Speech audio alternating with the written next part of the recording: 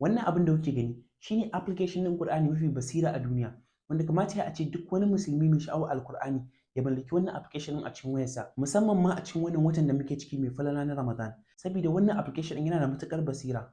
Kaɗan daga cikin abubuwan mamakin da wannan Alqur'ani yake yi shine na farko zaka iya bashi hadda.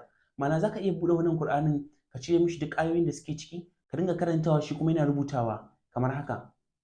ألف لام ميم ذلك الكتاب لا ريب فيه هدى للمتقين.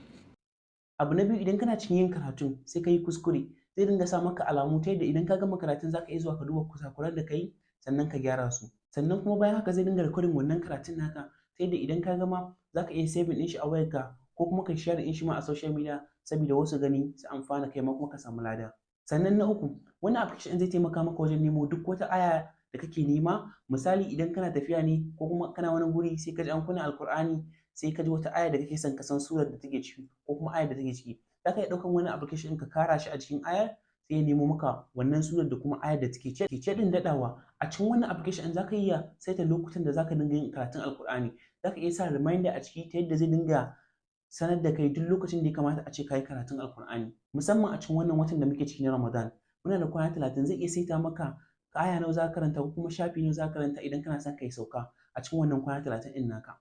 Don haka kowa da kowa ya kamata a ce ya ɗauko wannan application ɗin saboda yana da matuƙar fa'ida sosai, musamman a cikin wannan lokacin da muke ciki.